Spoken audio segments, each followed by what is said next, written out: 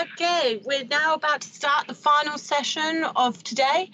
I'm joined by Ravi Sawhney, the CEO and co-founder of RKS Design, who is going to be presenting on customer-centric product design, human factors, and the impact on user experience. Ravi, over to you.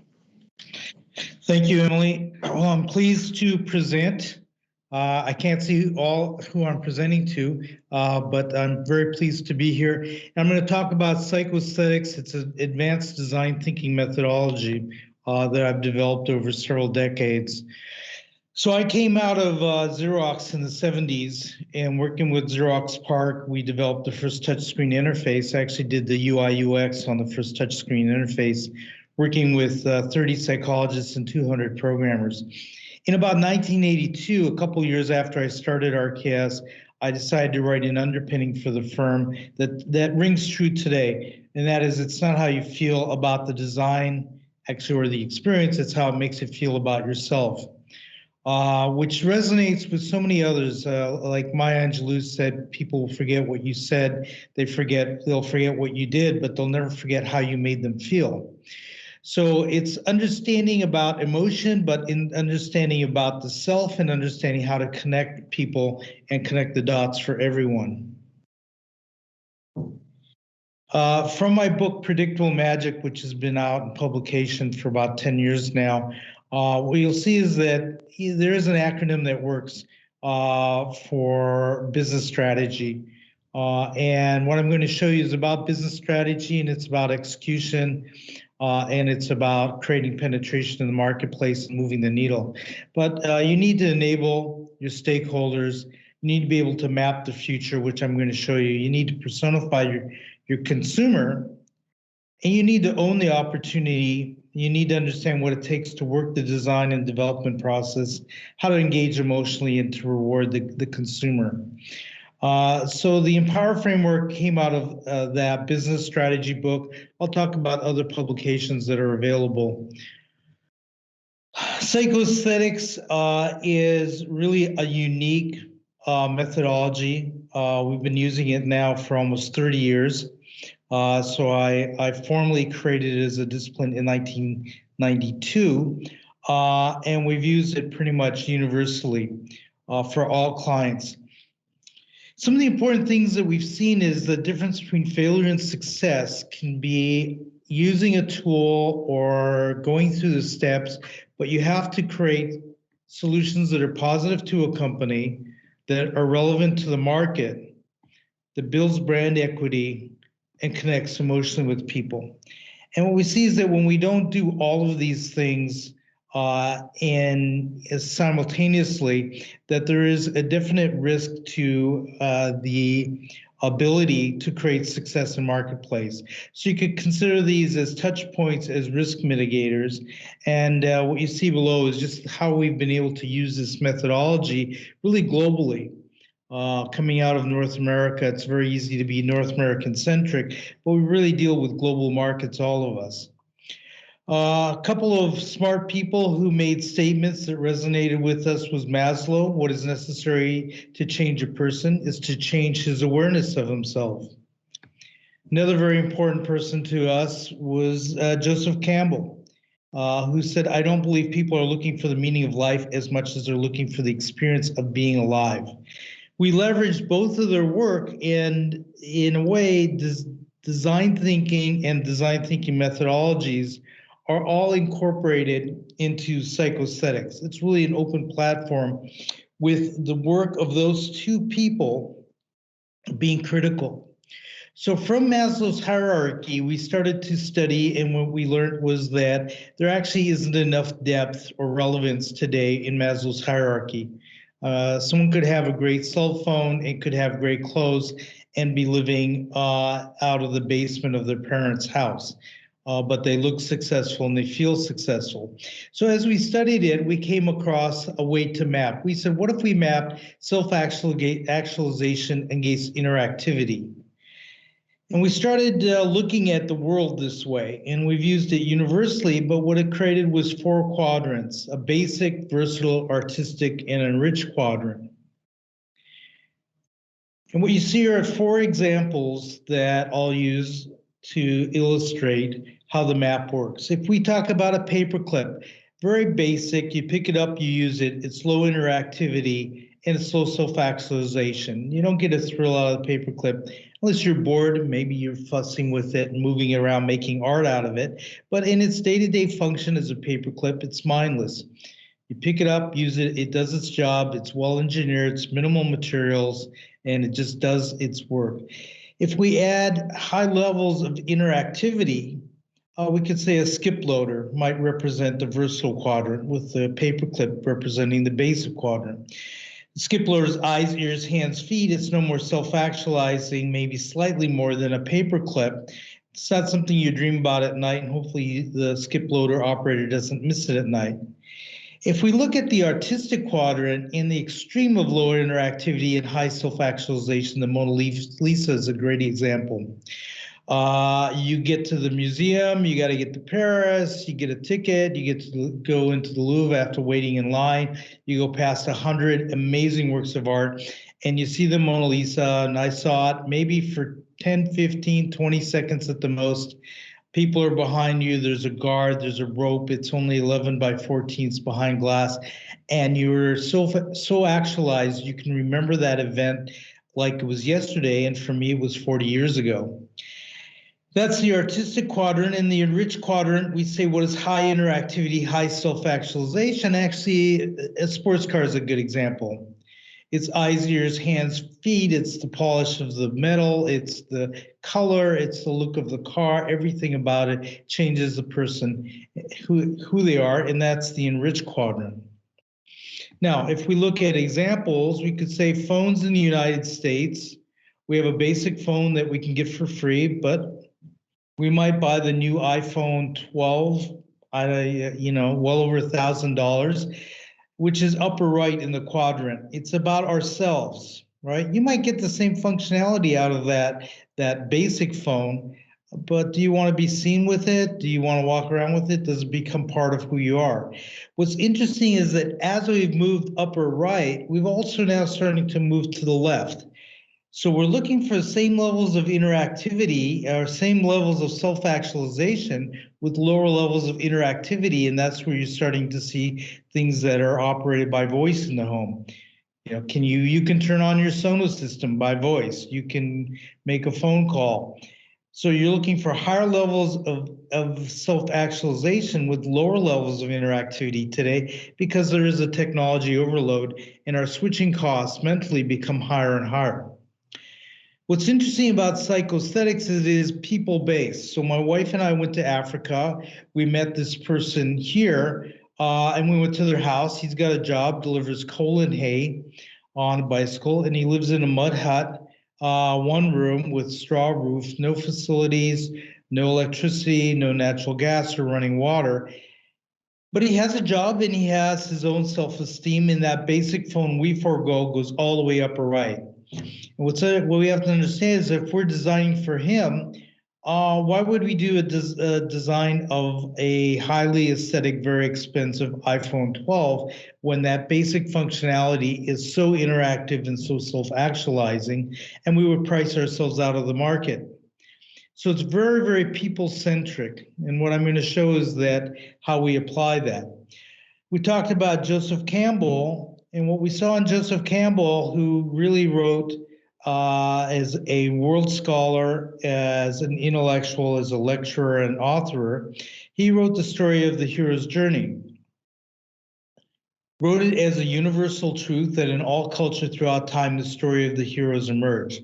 We looked at it in the 90s and said, well, what if we use that as a narrative? It's not just about the story, it's about the narrative. How do we use design and technology interface to attract people and engage them in meaningful ways? If we can engage them in meaningful ways, can we get them to adopt our new technology, our brand, our thinking, our proposal to them? And if we do get them to adopt through the positive engagements, which are micro tests, then we're looking to create a moment of truth. Once you have a moment of truth means that it delivered on the promise you thought it would. If you're delivering to others, you're a stakeholder, they receive the benefit and you become the hero to them. That changes your body language, that addresses your self-esteem, and in some cases it can create viral demand. When we look at how do we create viral demand, you have to take people through the hero's journey. And in the case of, we do very advanced products, but we've done some very simple products. For example, we did a can opener for a company, client of ours called Xylus, and they've had over 10,000 positive reviews of a $14 can opener because we innovated and solved some problems for people that no one addressed. So we found over the decades is that we can apply psychoaesthetics everywhere, and we do. Production design, graphic design, branding, name writing, architecture. It has become a universal tool in design thinking terms that you can really apply anywhere and everywhere. And the beauty of it is it's learnable, it's teachable, it's rememberable, and it's visual. If we look at, for example, how we get our email. This is just an example of Gmail. It would be towards the paperclip. Outlook, with all of its versatility and its lower levels of self-actualization, would be by the skip loader. So one's basic, one's versatile. Instagram is low interactivity, but very artistic and self-actualizing. And Slack, which is a fast mover, has really got it all going on. So it's self-actualizing and it's immersive and it's highly interactive. That's just an example. Life Technologies, it's been a client of ours and a partner for now over a decade, engaged with us to become part of a global branding initiative driven by the CEO. And they came to us and said, okay, use your psychoaesthetics methodology. We want a global language for the 30 companies we've acquired, and all have very different design languages. And they came to us with products like this, which is a $50,000 DNA sequencer. And they said, now what can we do to revisit and create truly a global language? So we found with the PA mapping over the decades is that as you personify and create personas, you get to learn them so well you can actually put them on the map. And while we thought everyone in this industry would be only interested in speeds and feeds, as we call it, we actually found that they were looking at things very, very differently. Well, as you learn the personas and study the market, you now can use this as a predictive map. It's a visual map, it's a compass. It's not a road map, it's not a guarantee, but it's a compass. And as George Harrison said, if you don't know where you're going, any road will get you there. How do we create a map that actually gets us there? Well, we map the personas as a team. What we also find is that people are on trajectories, and that creates an opportunity map. We found in interviewing the CMO and the different people in the field, the scientists and the technicians, are all thinking about DNA sequencing as being the future of medical science that could help humanity. Everyone on the planet could live longer and healthier lives. That creates the opportunity zone. We then looked at the competitive landscape of brands, and we said, now our branding is in the lower right. And we really need to move in that opportunity zone. And Illumina, the main leader and competitor in the field, is right in the opportunity zone. So we looked at the aggregate, and then we said, how do we create branding on the product that's not so complex and lower right and is in the zone? And we developed new badging for all the products that just says Life Technology by floating the word life between two pieces of plastic. Actually created a true drop shadow that kind of reminds you, if you're in DNA sequencing, of how DNA floats. When we look at the competitive landscape of actual products, what you see is Illumina, we place in the artistic zone. A beautiful design for $500,000. I don't necessarily think that it reflects the most high-speed, versatile, state-of-the-art, or reliable technology. Life Technologies products in the lower right. And that carries kind of the ethos of it was a repurposed product for DNA sequencing because it came out of maybe the 1980s, at best 1990s. So how do we move them into the opportunity zone? we redesigned and changed the whole ethos and language of the product line. So you see them both together, and here's the before, and with only a home screen change and an update to the software, here's the after. So now the one on the right resonates as being the most state-of-the-art, the most versatile, the most reliable, the most valuable piece of technology, and it resonates in a way that it becomes a trophy of the technology in the laboratory. So that's the example. I have several others. This is the first product that came out of the global language, and this product was the Ion Torrent, which will do the sequence in 2 hours for $1,000. This captured all the buzz the White House was talking about as the future of medical science and DNA sequencing. All the media was all over it, and this became kind of the poster child of the future of medical science. It was part of a 150-page book that defined all the attributes for all the different divisions. The net out is Life Technologies made such a big splash that while in acquisition mode, they went from a $5 billion market cap from when we started working with them, and not because of us, but because of all the components put together. They were 4 months after the launch of that new product. They were acquired for $15.6 billion, a fairly significant move in the marketplace. And now we continue to work with Thermo Fisher. So PA is results driven. I wanted to show some other examples of who we've worked for, and we've applied it everywhere. And the roster of clients is fairly impressive, and we teach it and we allow it to be used. Here's an example of an innovation where a couple of entrepreneurs teamed up with an emergency room nurse and said, children are coming in with scalded throats because people don't know how to prepare baby bottles. Why can't we do something as simple as a Keurig to make baby bottles?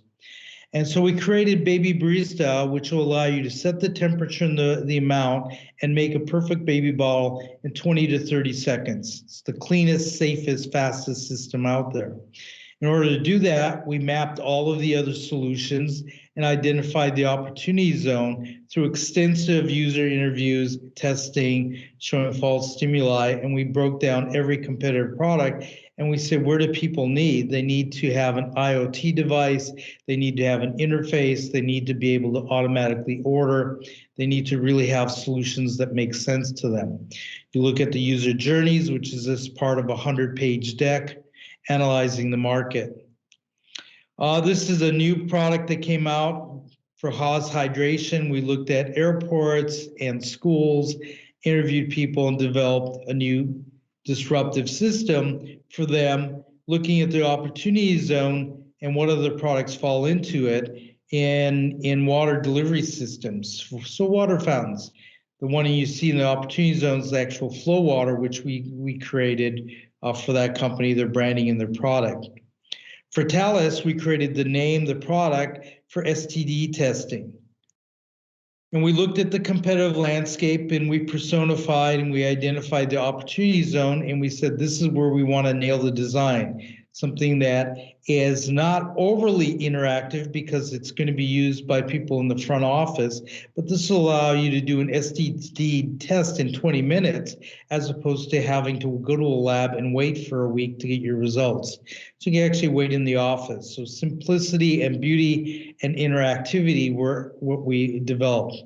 We looked at the test kit, we mapped that based on the personas, created a very relevant, easy to use, inspiring test kit, and we created the name Thales for the client, all of their branding, and we used it for all of the UI UX development and developed a full platform of interface, all based on psychoaesthetics.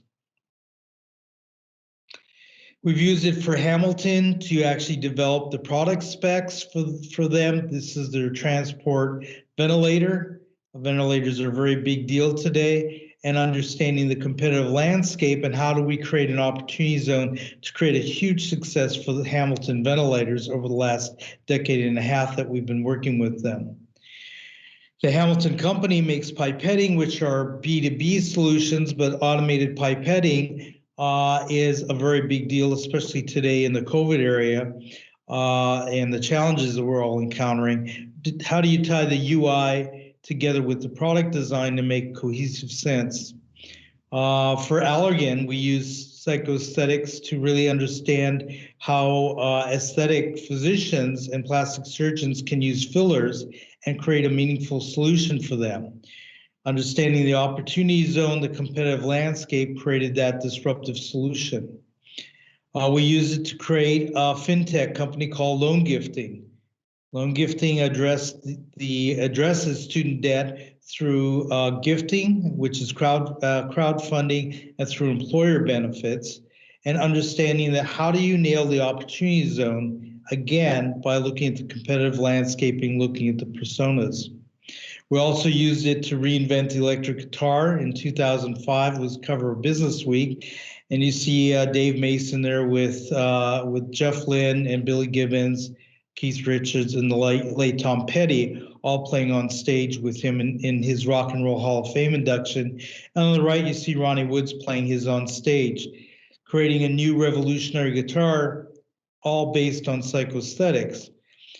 MiniMed came to us and said sales were falling. They couldn't get people to adopt their ambulatory diabetic infusion pump, which would save lives and make healthier diabetes patients live better, higher quality of life. We redesigned that, and they went from 70 million down to 30 when they engaged us. And then 3 years later, with the redesign, they were acquired for $3.7 billion by Medtronic on $270 million sales. And this just shows where they were and where we took them. By wearing them 24 hours a day for less than a week, we became the user, we became the diabetic, pumping saline into our bodies, and we took what was an overtly medical device into a highly aesthetic, interactive, self-esteem driven product, and that moved the needle. It is a simple before and after. We've applied it to creating one of the world's most famous toys, Teddy Ruxpin, which has been successful for 35 years. And we've got several publications that are being widely used. Predictable Magic is available on Amazon still. So that's a business book based on psychoaesthetics. And through Harvard, there's an exercise in designing a travel coffee mug, which teaches psychoaesthetics to business students, MBA programs. That came after we developed and Harvard approached us to do a case study on how psychoaesthetics led us to redesign and reinvent the electric guitar. And then in the last couple years, the method book, PA, has been used in design and business schools to teach psychoaesthetics as a comprehensive design thinking methodology. And that is available on Amazon as a free download. So we've really put it out there, and we're teaching at multiple universities. And you see in the book, one of the famous statements by Einstein is we can't solve problems by using the same kind of thinking we used when we created them. That's really what drove psychoaesthetics. And this is from the book. Obviously, I won't read what's on the right, but it gives a little bit into the insight into my thinking, why psychoaesthetics is learnable, teachable, rememberable, and really moves the needle. And it goes back to developing a compass.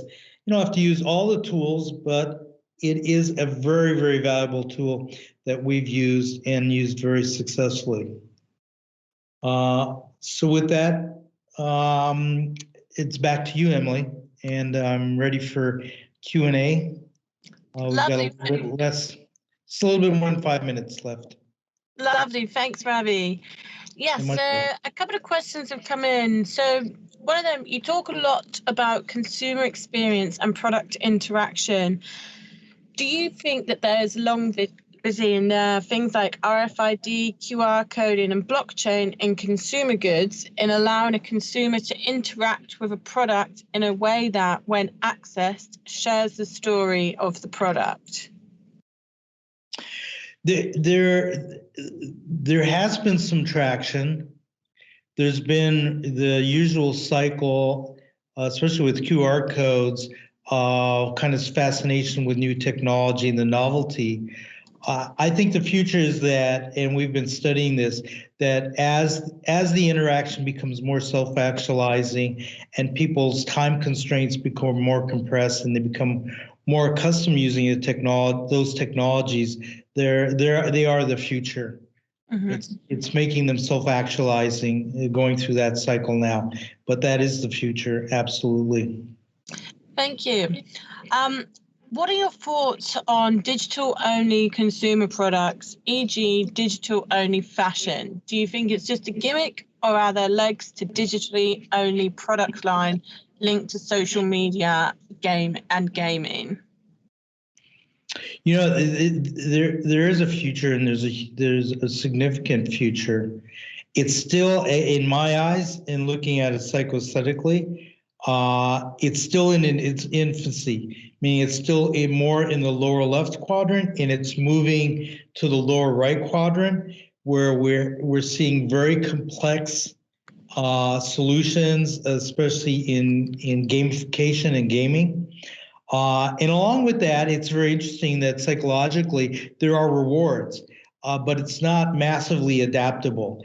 And the challenge to mastering some of these technologies are their own badges of honor, and they do move people into the upper right, but it's only that market segment.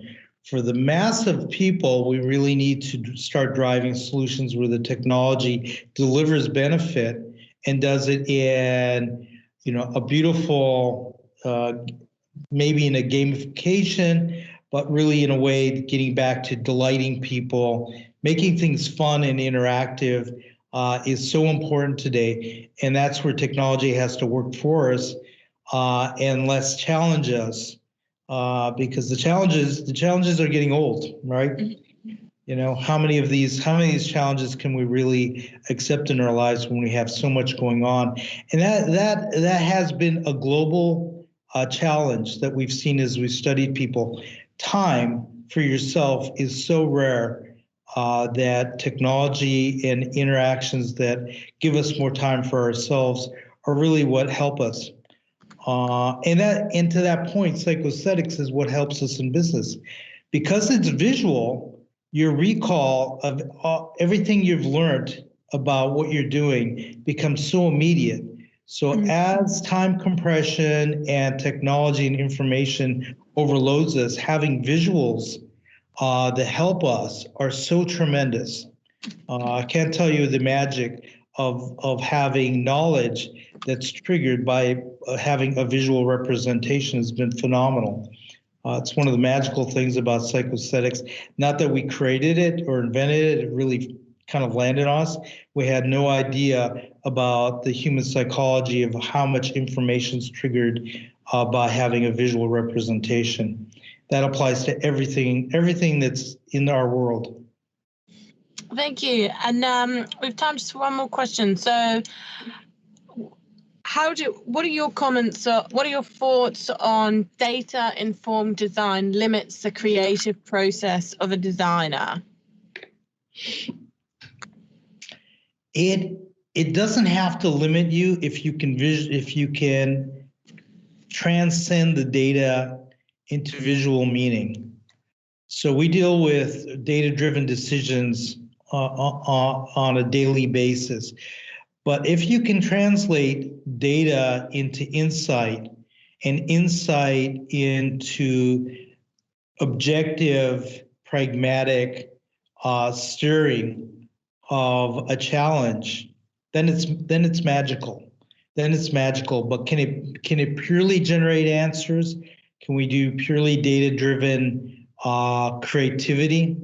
No. I mean, the human brain is just so far advanced as far as what it can do, and we don't even understand everything it can do. But the data can help us and does help us.